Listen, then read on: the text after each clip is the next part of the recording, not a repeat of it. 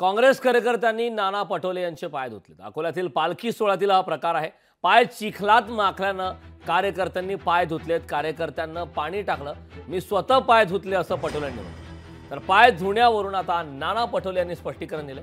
काँग्रेसचे प्रदेशाध्यक्ष नाना पटोले यांचे एका काँग्रेस कार्यकर्त्याने पाय धुतल्याचा प्रकार घडलाय।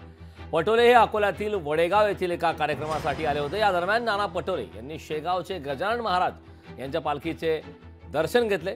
पावसामुळे या ठिकाणी चिखल झाला होता आणि नाना पटोले यांचे पाय चिखलाने माखले होते। हे पाहून एका कार्यकर्त्याने पायावर पाणी टाकून स्वतः हाताने पाय धुतले।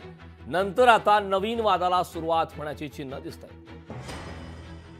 काँग्रेसचे प्रांताध्यक्ष श्री नाना पटोले साहेब यांचे पाय चिखलाने माखले होते। साधारणपणे वारकरी संप्रदायामध्ये एकामेकाच्या पाया लागणं हा प्रकार मी ऐकला होता, पण कार्यकर्त्यांकडून पाय धुवून घेणं हा पहिला प्रकार मी काल पालखी सोहळ्याच्या निमित्तानं बघितला। ही अत्यंत संतापजनक घटना आहे। नेत्यांनी कार्यकर्त्यांकडून पाय धुवून घेणे, मला असं वाटते हा लोकशाहीचा आणि त्या कार्यकर्त्याचा अपमान आहे। त्याच्यामुळे नाना पटोलेंनी स्वतःला संत समजू नये आणि विशेष म्हणजे कार्यकर्त्याला अगदी आपला नोकर समजू नये। आणि कार्यकर्त्यांनी सुद्धा लोकशाहीमध्ये कोणी मालक नसतो असं उन्मादाच्या भरात कुठलंही असं कृत्य करू नये। हा फक्त सत्तेची मस्ती होती का, हाही प्रश्न या निमित्तानं पटोले साहेबांना मी विचारतो। लोकसभेच्या यशानंतर नाना पटोले आहेत, त्यांचे कार्यकर्ते आहेत, त्यांचे पाय धुताना दिसते। चांगली गोष्ट आहे।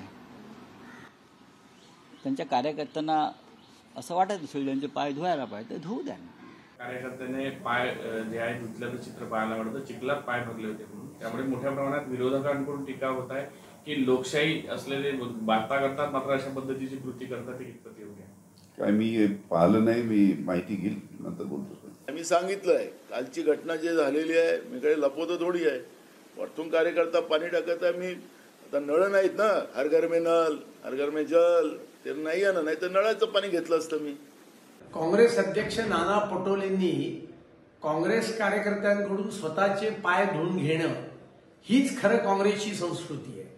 काँग्रेस केवळ आणि केवळ घराणेशाहीवर चालणारा पक्ष आणि तिथे कार्यकर्ते नसतात तर नेत्यांचे नोकर असतात आणि सर्व नेते गांधी घराण्याचे नोकर असतात, हेच या घटनेने सिद्ध केलंय। आणि म्हणूनच वायनाडची जागा रिकामी केल्यानंतर काँग्रेसच्या कार्यकर्त्याला ती जागा मिळत नाही। ती जागा प्रियंका गांधी लढणार, कारण काँग्रेस हा घराणेशाहीवर चालणारा पक्ष आहे।